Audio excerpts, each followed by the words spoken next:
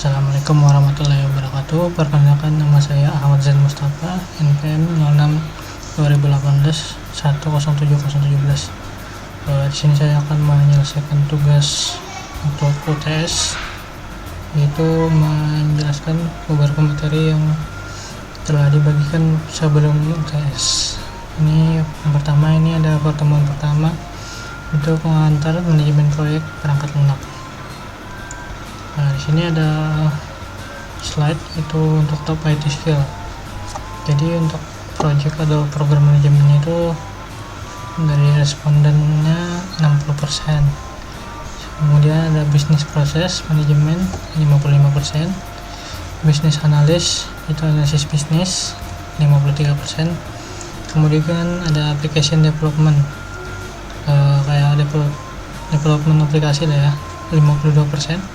Kemudian untuk database management itu ada 49%. Di bagian security ada 42%. Kemudian untuk enterprise arsitek, kayak arsitektur programnya lah ya, itu 41%. Kemudian untuk strategis atau internal konsultan, misalkan strategi untuk konsultasi kepada klien misalnya, itu ada 40% untuk peminatnya. Kemudian di sini ada slide untuk proyek. Itu sebuah proyek adalah usaha sementara yang dilakukan untuk menghasilkan produk, jasa atau hasil yang unik. Ini merupakan usaha formal yang ditetapkan dalam suatu waktu tertentu dengan beberapa karakteristik. Adapun karakteristik yang di sini ada, itu diawali pada waktu tertentu, ditetapkan dengan pasti baik tujuan maupun lingkup pekerja, kemudian ditetapkan dengan baik hasil atau produknya, kemudian termasuk kriteria performansi produk atau performanya, ditetapkan dengan baik kriteria penyelesaian proyek. Penyelesaian ditetapkan titik akhir atau waktu penyelesaian.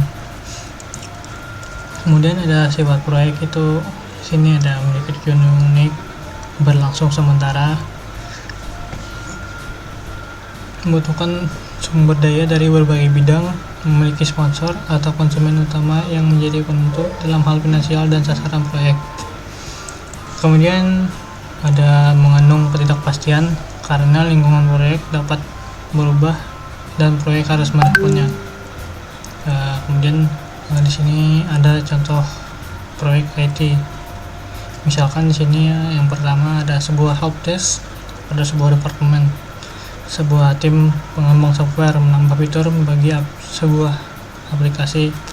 Kemudian sebuah kampus meningkatkan infrastruktur teknologinya untuk menyediakan akses internet. Kemudian suatu perusahaan memutuskan untuk mengembangkan sebuah sistem baru untuk meningkatkan produktivitas penjualannya. Kemudian jaringan televisi mengembangkan sistem yang memungkinkan pemirsa memilih kontestan dan memberikan umpan balik pada programnya. Nah, di sini selanjutnya ada slide the triple constraint. Ini berarti itu dijelaskan sini setiap proyek dibatasi dalam cara berbeda oleh ada scope, time, dan cost. Kemudian untuk scope itu misalkan scope goal, pekerjaan apa yang harus diselesaikan. Kemudian time-nya, waktu yang diperlukannya itu sampai berapa untuk menyelesaikannya. Kemudian yang cost terakhir itu biayanya. Kemudian di sini juga dipaparkan situ tugas manajer proyek adalah menyeimbangkan ketiganya. Jadi dari ketiganya tadi, tugas seorang manajer proyek itu untuk menyeimbangkan ketiganya. Jadi tidak ada ketimpangan, misalkan pekerjaan yang diselesaikan tidak tepat waktu, bahkan biayanya tidak mencukupi. Jadi semuanya itu dapat mencakup seimbang dan lebih efisien. Nah, ini ada determinant of project success. Diagram untuk projectnya itu dikatakan sukses ya. Ini untuk yang lebih dominan sini mungkin putih, itu budget. Nah, kemudian budget ada schedule, lalu performance, kemudian client acceptance, diterima klien. Sini budget ini biaya, dengan schedule-nya jadwal, kemudian pengujian performa, kemudian diterima oleh klien. Jika semua ini sudah saling terhubung begini, maka akan terjadinya sukses sebuah project tadi. Kemudian ini ada 4 dimension of project success. Jadi di 4 dimensi project sukses. Yang pertama itu projectnya efisiensi, berarti projectnya efisien. Kemudian impact on customer, berarti berdampak baik untuk customer. Kemudian ketiga bisnis sukses. Yang keempat itu menyiapkan untuk masa depan, preparing for the future. Kemudian ada manajemen. Slide untuk manajemen ini terdapat fungsi, disiplin, dan tugas yang harus dikerjakan atau dilakukan manajer. Profesional dalam disiplin praktis dalam menjalankan fungsinya dan atau melaksanakan tugasnya. Kemudian merupakan proses yang terdiri dari kegiatan merencanakan, mengorganisasikan, memimpin, menggerakkan, dan mengendalikan sumber daya organisasi untuk mencapai tujuan organisasi. Kemudian dari manajemen terdapat unsur 5M, yaitu man, material, machine. Machine itu termasuk fasilitas dan energi. Kemudian money dan method. Untuk manajemen proyek selanjutnya itu di sini ada sebuah kata-kata oleh PM Book Guide 3rd edition 2004/8, yaitu project management is the application of knowledge, skills, tools, and techniques to project activities to meet project requirement. Kemudian slide selanjutnya ini arti dari yang kata-kata di atas tadi. Itu merupakan aplikasi dari pengetahuan, keterampilan, alat-alat, dan teknik pada aktivitas proyek untuk memenuhi kebutuhan proyek. Kemudian merupakan sarana untuk merencanakan, mengorganisasikan, mengimplementasikan, dan mengontrol kegiatan serta sumber daya dalam proyek. Manajemen proyek ini menyatukan dan mengoptimalkan sumber daya, yaitu meliputi keterampilan, bakat, usaha, kerjasama tim, fasilitas, alat, informasi, teknik, serta uang yang diperlukan untuk menyelesaikan proyek dengan berhasil. Adapun parameter proyek BMW, yaitu BMW ini adalah biaya, mutu, dan waktu. Ini adalah yang sudah dijelaskan tadi pada manajer proyek. Yang sini tugasnya itu mengatur jadwal, mengatur biaya, serta menguji performa.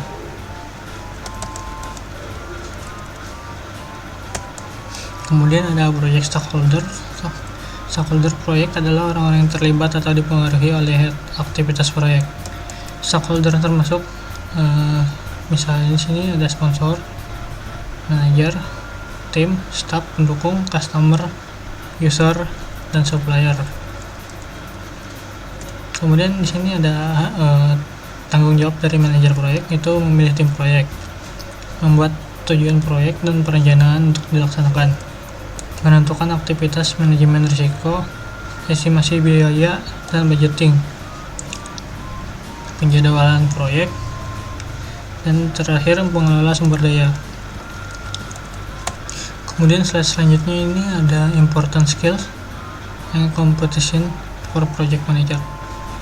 Di sini people skills itu keahlian seseorang, leadership itu kepemimpinan, listening mampu mendengarkan, integrity ethical behavior konsisten.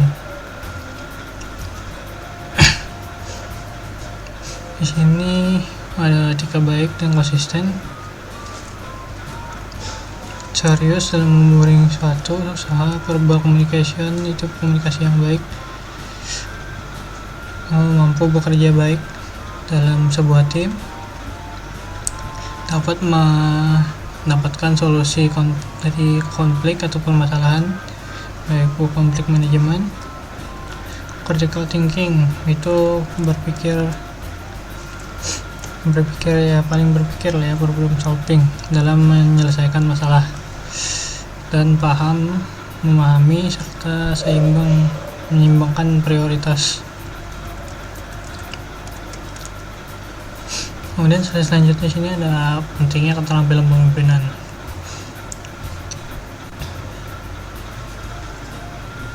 Seorang pemimpin ini dapat berfokus pada tujuan jangka panjang dan tujuan gambaran besar sambil menginspirasi orang-orang untuk mencapai tujuan tersebut. Kemudian seorang manajer berurusan dengan perincian sehari-hari untuk memenuhi tujuan tertentu. Manajer proyek sering mengambil peran sebagai pemimpin dan manajer.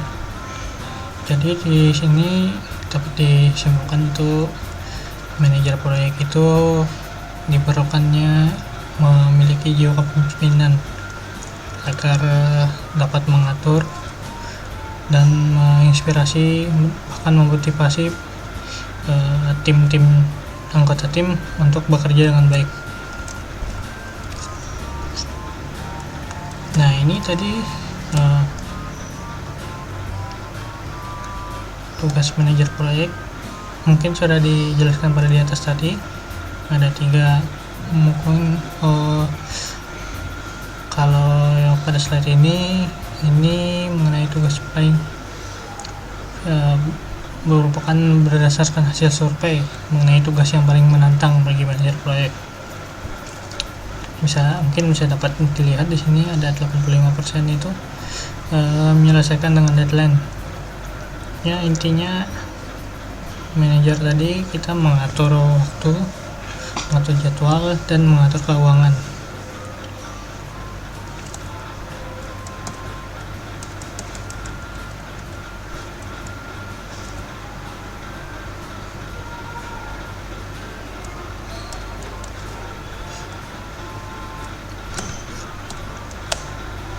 Nah, kemudian program. Ada program sini sekelompok proyek terkait dengan yang dikelola secara terkoordinasi untuk memperoleh manfaat dan kendali yang tidak tersedia dari pengelolaannya secara individual. Nah, sini ada manajer program. Kemudian manajer program ini untuk mengawasi program dan sering bertindak sebagai bos bagi manajer proyek. Nah, ini ada perbandingan antara proyek dan program. Bisa dilihat di sini lingkaran dari program lebih dominan daripada proyek, karena di sini tadi dijelaskan manajer program itu mengawasi program. Nah, mengawasi program dan sering bertindak sebagai bos bagi manajer proyek. Nah, di sini ada 4 proyek, misalkan ada 4 proyek A, proyek B, dan proyek C, dan proyek D.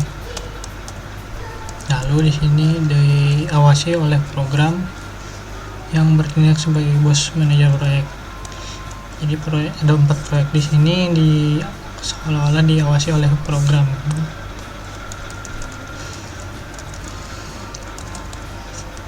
Kemudian ada kategori proyek perangkat lunak. Proyeknya yang dapat dikategorikan berdasarkan orientasinya, itu ada produk dan tujuan. Yang kedua, tujuan. Untuk yang produk itu sini dijelaskan proyek membuat produk yang detailnya ditentukan oleh klien dan klien bertanggung jawab terhadap produk tersebut. Kemudian tujuan proyek diperlukan untuk mencapai tujuan tertentu, biasanya berhubungan dengan level service. Sini ada masalah proyek perangkat lunak.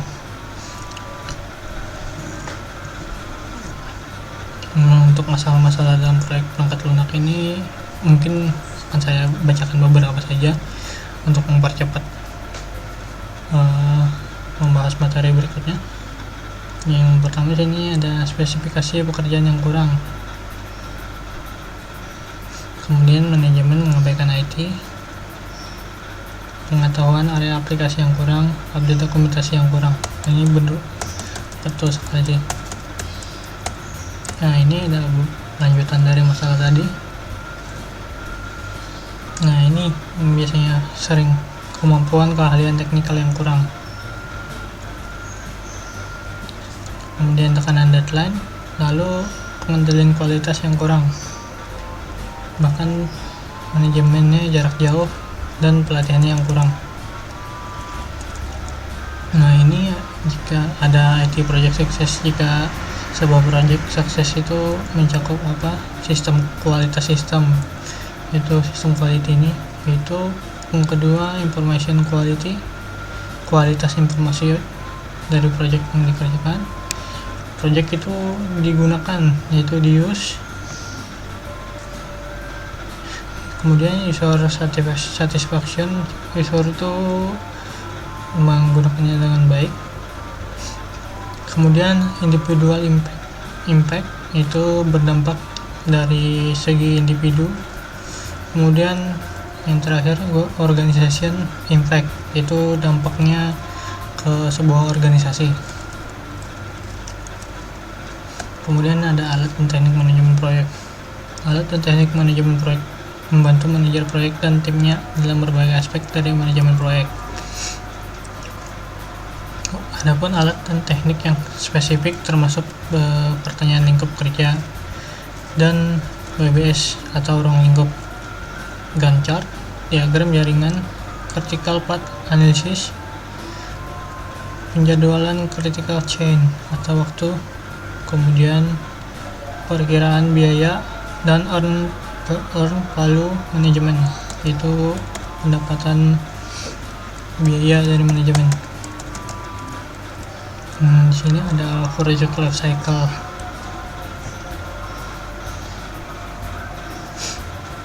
Di sini ada starting the project, organizing and preparing.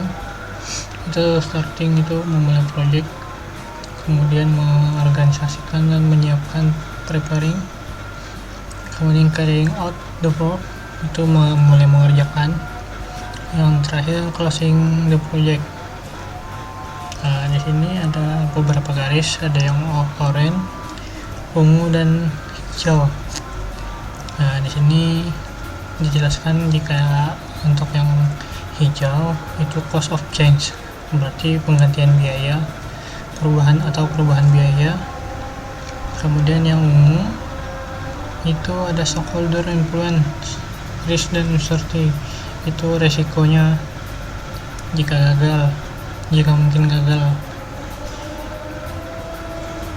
Kemudian yang orange itu cost dan staffing level, pembiayaan dan staff yang ini ada perbandingan dari project dan product life cycle. Nah, pada project life cycle itu dapat dipandang sebagai kegiatan yang berkaitan dengan kelayakan proyek, diikuti dengan kegiatan yang terkait dengan akuisisi proyek. Proyek diterima dan dilaksanakan, fokus pada hasil kerja.